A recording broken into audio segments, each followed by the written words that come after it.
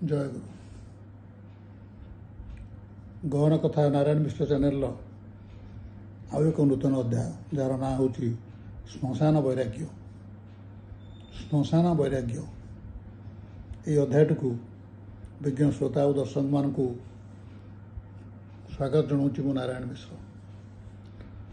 आमर गोटे शास्त्र गोटे श्लोक अच्छी श्लोकटी है एमती पुराणान्ते मैथुनान्ते श्मशानान्ते च जामति सा यदि शुचिरते स्यात् को न शुच्यति बंधनात्। अर्थात पुराण शुणी सारिबा परे स्त्री सह सहवास कर सारिबा परे श्मशान रु फेरिबा समय जो चिंता बा वैराग्य आम मन भीतर आसे से वैराग्यटा जदि स्थायी हो जाता ताले रामराज्य हो जाता एवं प्रत्येक मनीष प्रतिष्ठित हो जाते भल लोक हो जाते किंतु ता हुए नहीं।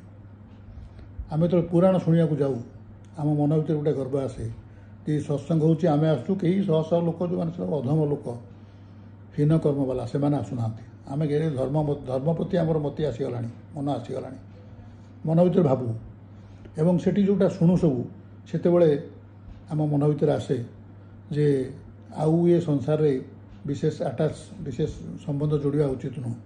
ये संसार अस्थायी एथुरु जिते जल्दी छाड़ी पड़ेगा भल मृत्यु हो जा भल।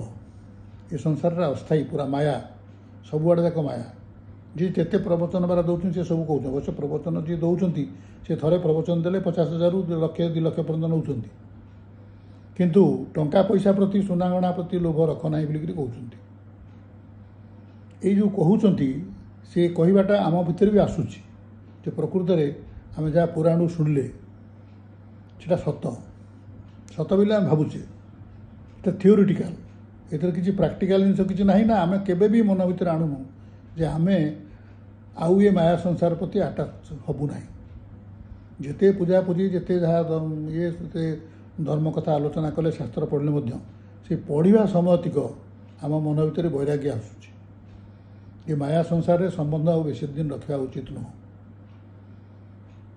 किंतु थरे सेठू पुराण पढ़ा सरीगले पुराण अंते माने पुराण पढ़ाटा शुणाटा अंते ता शेष आउ से मति आमर रोना पुणी यथापूर्व तथापर हो जाऊँगी कारण आमर विश्वास ना जे भगवान आम कि करेंगे ये विश्वासटा जो दिन आसो से दिन पुराण शेष आमर जहाँ मन थी से मनटा सबुदिन रही विश्वासटा केते भल केते उच्चतर हो पार से विषय में थे कही आउ थे भी कहवा उचित मन करुँच जिते हनुमान गंधमार्दन पर्वत नहीं जाऊे अयोध्या उपर दे गला बेले भरत सर पड़गले तले एवं निजर परिचय देले जे मु हूँ हनुमान मु राम भक्त हनुमान लक्षण अचित होती वैद्य कथा अनुसार मुझे विशलकरणी पाइलि पूरा पहाड़टा को उठे आनी गंधमार्दन पहाड़ ताकू नहीं जाऊँगी जदि सूर्यास्त पूर्व मु न पहुँची ताले लक्षण करा चेता फेरनी से चलीजी मरीजी ये जो हनुमान आसी पहुँची गले अयोध्या भरत पाखे ये खबर सांगे सांगे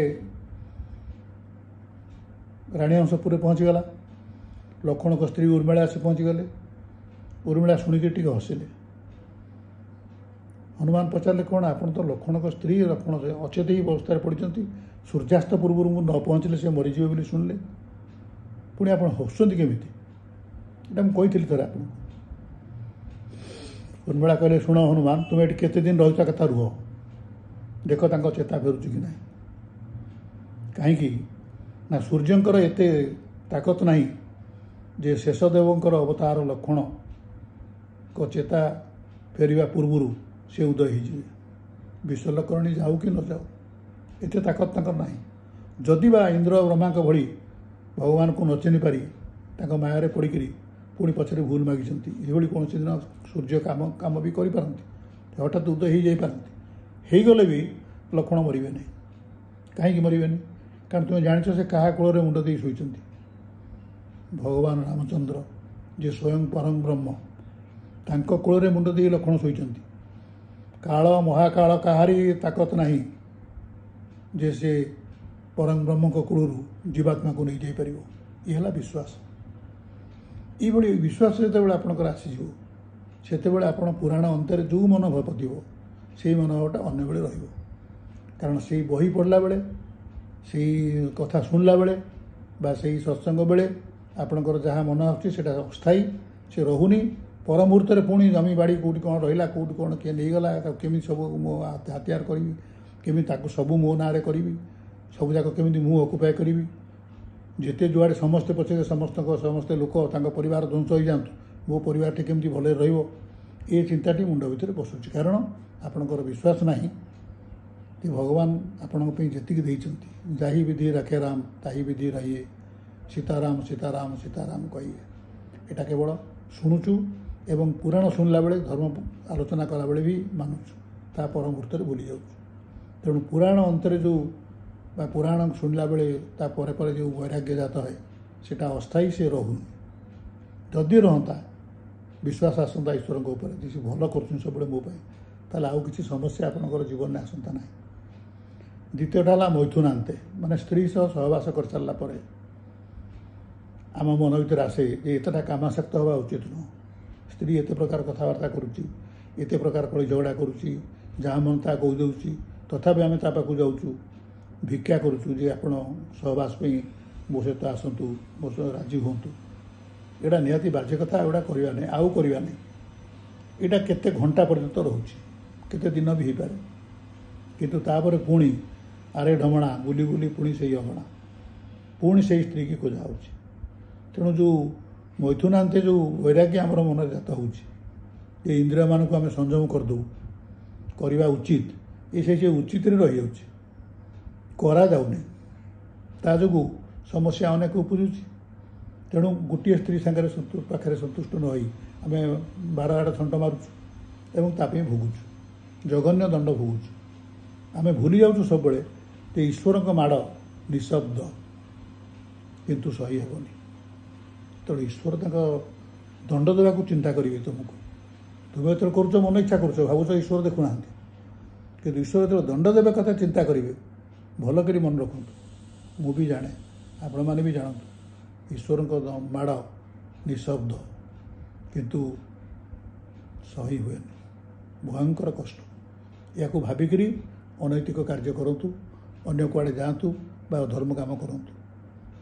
କାରଣ ଯେତେବେଳେ ମାଡ଼ ବସିବ, ଏଇ ଜନ୍ମରେ ନ ବସିଲେ ବି ପର ଜନ୍ମରେ ବସିବ, ଆପଣଙ୍କ ଉପରେ ବସିବା ସାଙ୍ଗରେ ଆପଣଙ୍କ ପିଲାମାନଙ୍କ ଉପରେ ବସିବ, ତାଙ୍କ ପିଲାଙ୍କ ଉପରେ ବସିବ। ମାଡ଼ ବସୁଥିବ, ଆପଣ ସହୁଥିବେ, ସହି ହେଉନଥିବ ବୋଲି ଡାକ ଛାଡ଼ିଥିବେ, କିନ୍ତୁ ଯେଉଁ କର୍ମଟି କରିଛନ୍ତି ସେ କର୍ମର ଫଳ ଆପଣ ହିଁ ଭୋଗିବେ। ଆମ୍ବ ଟାକୁଆ ପୋତିକିରି ଆପଣ ପଣସ ପାଇବେନି। ଯିଏ ଯେମିତି କରିଥିବ ସେ ସେମିତି ଫଳ ପାଇବ।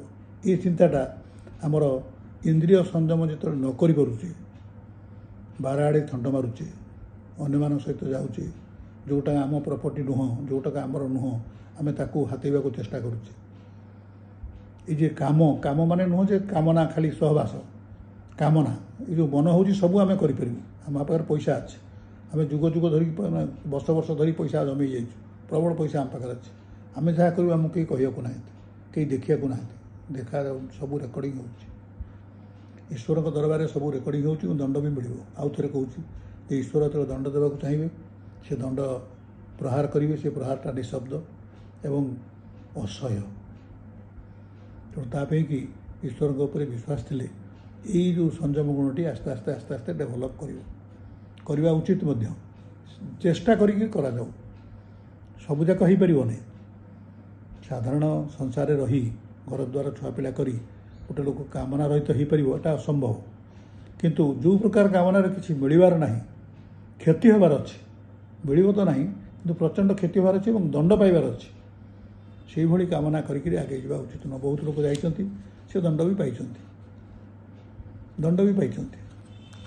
ଏବଂ ଦଣ୍ଡ ମିଳିବ ନାହିଁ ବୋଲି ଭାବିବା ଉଚିତ ନୁହଁ। ଆଉ ଗୋଟେ ଶେଷକୁ ରହିଲା, ଏଟା ହେଲା ଦୁଇଟା। ଆଉ ଗୋଟେ ରହିଲା ଶ୍ମଶାନ।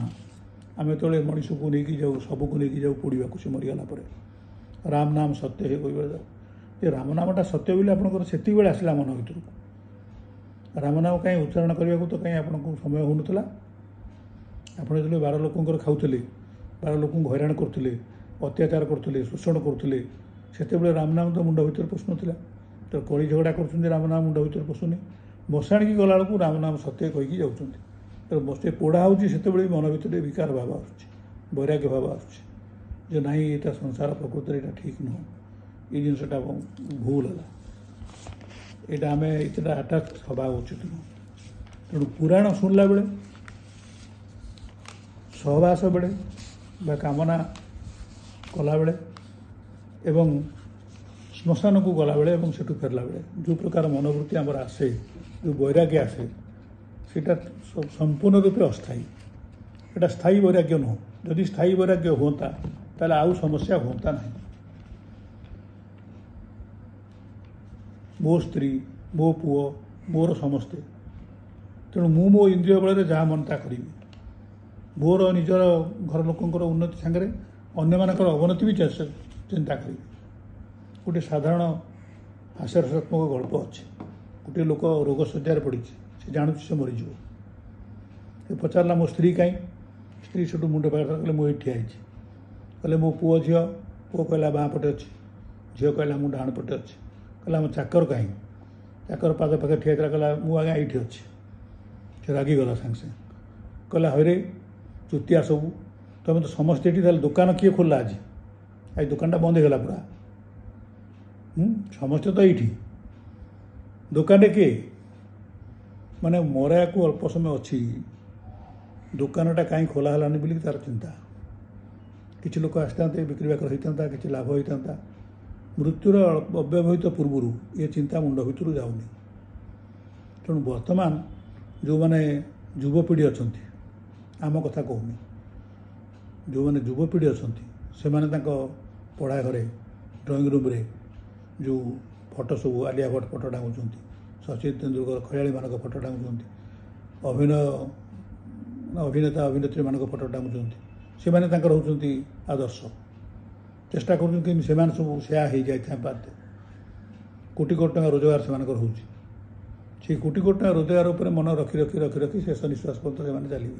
କେମିତି ଅଳ୍ପ ଦିନ ଭିତରେ, ଆମେ ତ ବର୍ତ୍ତମାନ ଯୁବକ ଅଛୁ, ଅଳ୍ପ ଦିନ ଭିତରେ କେମିତି ପ୍ରତିଷ୍ଠା ହେଇଯାଉ, ଏଇଟା ମନ ଭିତରେ ପୁରା ତାଙ୍କର ରହୁଛି। କିନ୍ତୁ ସେଇଟା ହେବା ପାଇଁକି ଯେଉଁଟା ଦରକାର ଆଧ୍ୟାତ୍ମିକତା, ସେଇଟା ନାହିଁ। ଦେବା ଲୋକ ଜଣେ, ତାଙ୍କୁ ଡାକିବା ନାହିଁ, ତାଙ୍କ ଉପରେ ବିଶ୍ୱାସ ନାହିଁ। ଶିବଙ୍କ ମୁଣ୍ଡରେ ପାଣି ଚଢ଼େଇବାକୁ ଘଡ଼ିରେ, ଦୁଇଟା ଘଡ଼ିରେ ପାଣି ରଖି ତାକୁ ବାଙ୍ଗୁଇ କରି ଧରି ଚାଲିଛନ୍ତି। କହୁଛନ୍ତି କ'ଣ? ଗଣେଶ ଡାଡ଼ି ପାର କରେଗା। ଆପଣ ଭାବନ୍ତୁ ଟିକେ, ପାର୍ବତୀ ହଜବ୍ୟାଣ୍ଡ ପାର କରେଗା। अरे पार्वती हजबैंड कौन पार करेगा, गणेश डाड़ी कौन पार करेगा, हम किसी बुझीपार। महादेव को डाक जे सी आमको उद्धार करदे, सी महाकाल, सी आशुतोष, अल्पके संतुष्ट, तपस्या कर बहु लोग फल पाई, जहाँ मागे से कि कौन यही प्रकार सब ठसिल करके डका जाए। कौन से पानी नहीं शिव का मुंडे ढाड़बार कौन मूल्य रोचे? ये आम युवपीढ़ी। युवपीढ़ी भावुं एम बापा माँ को पचार किसी लाभ ना, एम बुढ़ा हो मुंड आ कम करूनी। आम जो जुगर अच्छु एम उपदेश नवा किसी दरकार ना, उपदेश नवा कहीं कहना कि पचारे क्षति ना, कथा मानले क्षति ना, बर लाभ अच्छे। जो पिलाटी विवाह पूर्व एवं विवाह पर बापा माँ को पचारू ना, कथा मानु ना, जीवन में आउ किसी से ही पारे शांति पाइबनी। शांति पाइबार एकमात्र उत्स है बापा माँ प्रति जो भाव रहिबो, देवता मान प्रति जहाँ अच्छे से भाव जो मानकर अच्छी से माने परम शांति दिन काटुंट एवं परम शांति मरबे।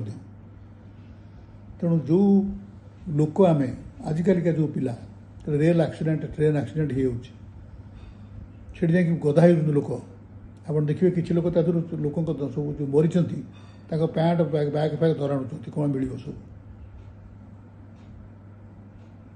किए मोबाइल पाँच किए टंका मनी पर्स पाँच किए कौन पाँच किए सुना गहना पाँच किए सुना गहना पिंधा मृत व्यक्ति स्त्री लोक चढ़ई काढ़ी घिनी आसुची। तेणु चरित्र आमर कौ दिगरे जाऊँगी आम पर जेनेरेशन तारी उपर निर्भर करुच्ची पृथ्वी में शांति के दूर हम। आपण मैंने देखि सारे जे अशांति क्रमश बढ़िबार लगी। एटा जनक जो नुह, एटा अस्थायी भी नुह, स्थायी भाव में अशांति बढ़ी चली समाज रे प्रति परिवार रे एवं ता जो पूरा पृथ्वी रे कारण है जे आमको आप पचारे कहे जे आध्यात्मिकता विषय आम सरकार भूल से उच्च शिक्षित मान भूल जे से आध्यात्मिकता पूरा मूलू पिला मन भर दबा कथा जो पिला कहूँ जे द्रौपदी की वस्त्रहरण किए करथिला ना कुंभकर्ण से पिला मोटे पढ़ी कि जानी से बाप माँ भूल बाप माँ एवं शिक्षक निजर समस्त काम छाड़ी पिला को मनीष कला बेलू आध्यात्मिकतार विशेषत्व कौन यहाँ जनवा कथा न जाना हेतु आम भितर वैराग्य आसूची किंतु रहुनी वैराग्य आसूची किंतु श्मशान वैराग्य कहुए से वैराग्य नुह से केवल टेम्पोराली माने अस्थायी भाव में आम मन भर को आसूची तेणु संसार थीब जेते दिन आनंद करुथिबो मन यार किसी मूल्य ना आनंद आसब ना